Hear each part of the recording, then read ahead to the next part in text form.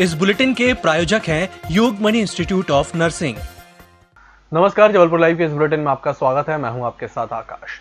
दीपावली पर्व को चंद ही शेष रह गए हैं। चूंकि दीपावली दियों का पर्व है और बिना दिए के दीपावली का पर्व अधूरा रहता है, इसलिए दीपावली का बाजार रंग बिरंगे डिजाइनर दियों, लक्ष्मी गणेश की मूर्तियों, लाई बताशा, रंगोली सहित सभी किस्मों के पूजन और सजावटी सामग्रियों से सज चुका है। रविवार को पारंपरिक बाजारों में खरीदारी करने जमकर भीड़ उमड़ी। कोरोना को तो जैसे लोग भूल ही गए। लाडगंज, गंजीपुरा, फुरारा, अंधेरदेव आदि स्थानों पर कई बार जाम के हालात निर्मित हुए। रविवार से ट्रैफिक पुलिस ने पारंपरिक बाजारों में वन वे की व्यवस्था को दरकिनार कर कारों का प्रवेश प्रतिबंधित कर दिया। जबलपुर तिलवारा थाना अंतर्गत बाजना मठ मोहल्ले में दबंगों ने गरीब महिला के घर देर रात घुसकर मारपीट करते हुए घर में रखे हुए सामान में तोड़फोड़ कर दी। मारपीट के दौरान महिला घायल हो गई। वहीं पीड़ित महिला तुलसा बैरागी ने बताया कि वह ब्यूटी पार्लर में काम करके अपनी मां और भाई का भरण पोषण करती है।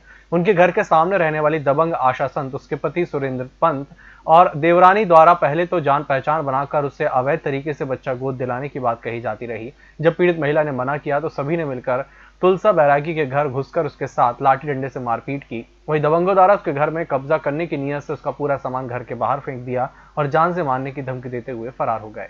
कुछ दिन पहले इनकी वाइफ को बच्चे नहीं है, तो ये मेरे को बच्चन के लिए फोर्स कर रही थी कि कहीं से मेरे को बच्चे दिला दो, या तो कोई तुम्हारी पहचान है मतलब हॉस्पिटल वगैरह में तो वो दिलवा दो, या तो तुम ब्यूटी पार्लर में काम करती हो, कोई ऐसी महिला आती है तो हमारे हस्बैंड के साथ संपर्क करा दो। इससे करके ये मुझे बहुत पहले से ब्लैकमेल कर रही थी। लेकिन मैंने बोला यार मेरा कोई नहीं है और मैंने कुछ ध्यान नहीं दिया है ना, तो अचानक मैं इनके उसमें नहीं आई और तो इस कारण मेरा ये घर छीनने की कोशिश कर रहा है। दिनांक 31/10/20 के 22:15 बजे की घटना की रिपोर्ट दिनांक 1/11/20 को 2:22 बजे किया है, जिसमें सुरेंद्र बैरागी, श्रीमती आशा बैरागी, श्रीमती शारदा बैरागी, श्रीमती ममता बैरागी सभी के द्वारा घर में रात्रि में प्रवेश करके गंदी गालियाँ देकर मारने की धमकी देकर सामान को इधर उधर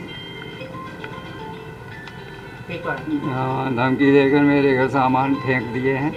रिपोर्ट पर अपराध क्रमांक 459/20 धारा 457, 294, 506, 34 IPC का प्रकरण पंजीबद्ध कर विवेचना में लिया गया। जबलपुर कैंट बोर्ड के स्वास्थ्य निरीक्षक के खिलाफ झूठी FIR दर्ज कराने के विरोध में आज कैंट बोर्ड के कर्मचारियों ने मोर्चा खोल दिया और काम बंद हड़ताल कर दी। आज सुबह से पानी सप्लाई बंद होने और सफाई व्यवस्था भी चौपट होने से नागरिकों को भारी तकलीफ का सामना करना पड़ा।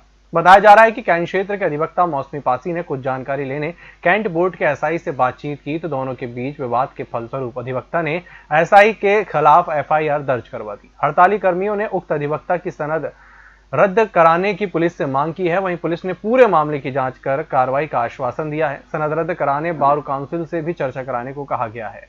कैंट अधिकारी के सम्मान में, कैंट बोर्ड मैदान में, कैंट कर्मचारी एकता जिंदाबाद, जिंदाबाद। फर्जी मुकदमा वापस लो, बस और कुछ। और हमारे एडमिनिस्ट्रेटर के ऊपर अभी RTI चल रही है। कौन है ये? क्या मौसम पासी।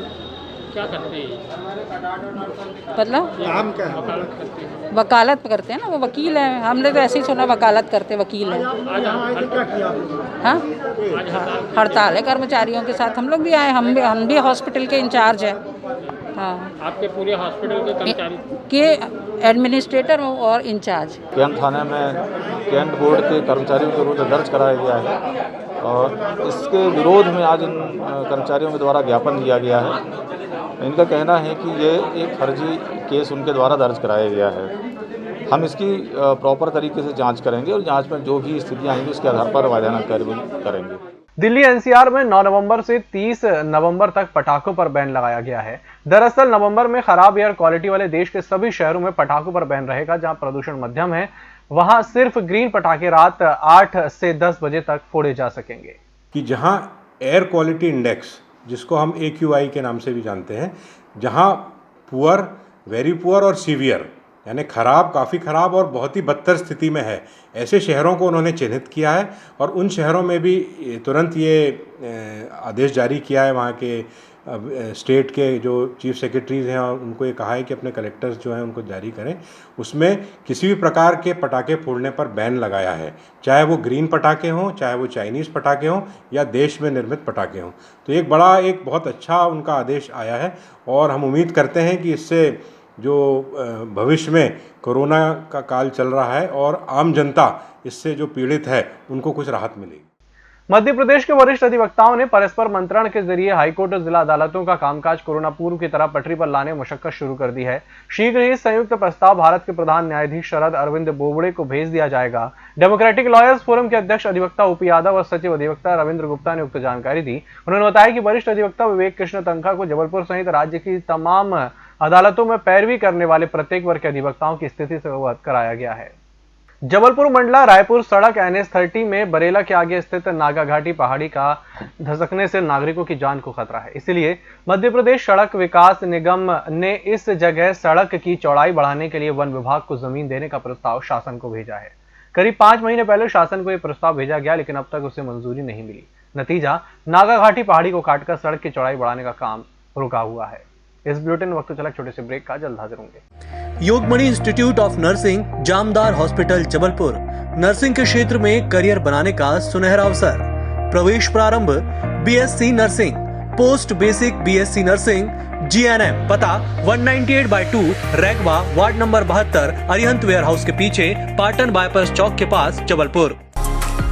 होटल गौरीशी भोपाल शहर के बीचों बीच स्थित ठहरने की सर्व सुविधा युक्त जगह है। Room available in affordable prices. और facilities free wifi, AC, TV, parking, security, lift, full sanitised room, toiletry kit. Hotel Gaurishi, hall number 8, Chittor complex, MP Nagar, zone 1, Bhopal. Phone number 7898128620। Break के बाद एक बार फिर से आपका स्वागत और बढ़ते अगली खबर की ओर। जिले के लोक सेवा केंद्रों में आयुष्मान कार्ड बनाने का कार्य सोमवार से शुरू हो गया। कलेक्टर कर्मवीर शर्मा ने कलेक्ट्रेट परिसर के लोक सेवा केंद्र पर नई योजना का शुभारंभ किया। इस काम को प्रारंभ करने से पहले लोक सेवा केंद्रों के ऑपरेटरों को प्रशिक्षण भी दिया जा चुका है। जिला ई-गवर्नेंस शाखा द्वारा इस मामले में विभागीय प्रक्रिया के काम पूरे किए गए हैं। अभी तक लोगों में आयुष्मान कार्ड बनाने के लिए निगम के जोन कार्यालय और अन्य सरकारी दफ्तरों के चक्कर लगाने पड़ते थे, पर इस नई व्यवस्था के अलावा CSC यानी कॉमन सर्विस सेंटर की सेवाओं को भी लोक सेवा केंद्रों के साथ जोड़ा जा रहा है। गढ़ा थाना क्षेत्र स्थित झारिया मोहल्ला में गत सुबह 5 बजे के करीब घर से टहलने के लिए निकलते समय 70 वर्षीय रिटायर्ड फौजी के ऊपर 2 अज्ञात लुटेरों ने किसी नुकीली धारदार चीज से हमला कर दिया। हमले में वृद्ध के सिर पर गंभीर चोट लगने से वे बेहोश हो गए। वहीं लुटेरे गले में पहनी हुई 2 तोला वजनी सोने की चेन लूट कर ले गए। हादसे में अनजान पुत्र ने पिता को इलाज के लिए अस्पताल में भर्ती कराया। उधर होश आने पर वृद्ध द्वारा घटना की जानकारी दी गई, जिसके बाद पुलिस ने मामला दर्ज कर आरोपियों की पतासाजी के प्रयास शुरू कर दिए हैं। जबलपुर स्थित नेताजी सुभाष चंद्र बोस मेडिकल कॉलेज में अध्ययनरत PG के छात्र भागवत देवांगन के मामले में आरोपी 5 सीनियर छात्रों का न्यायालय से झटका लगा है। सेशन कोर्ट ने 5 की अग्रिम जमानत याचिका खारिज कर दी है। इस मामले की सुनवाई सेशन जज विश्वनाथ शर्मा की कोर्ट में रविवार को हुई। कोर्ट में अभियोजन पक्ष ने तर्क दिया कि मामला संवेदनशील और गंभीर है। आरोपियों को अग्रिम जमानत देने से समाज में गलत संदेश जाएगा। प्रदेश का पहला डेमोलेशन ग्राउंड खमरिया में बनकर तैयार है। 14.5 किलोमीटर में फैली लॉन्ग प्रूफ रेंज में अत्याधुनिक तरीके से पुराने गोला बारूद नष्ट किए जा सकेंगे। इसके तैयार होने से सालाना करीब 10 करोड़ रुपए की बचत होगी। अभी प्रदेश के आयुध निर्माणियों और COD भंडारण में रखे पुराने गोला बारूद को नष्ट करने के लिए महाराष्ट्र और उत्तर प्रदेश भेजना पड़ता था। रक्षा बजट में कटौती के तहत यह निर्णय 1.5 वर्ष पहले लिया गया था। कमांडेंट ब्रिगेडियर निश्चय राउत ने बताया कि इस ग्राउंड में 6 नवंबर को COD के पुराने गोला बारूद को नष्ट किया गया है।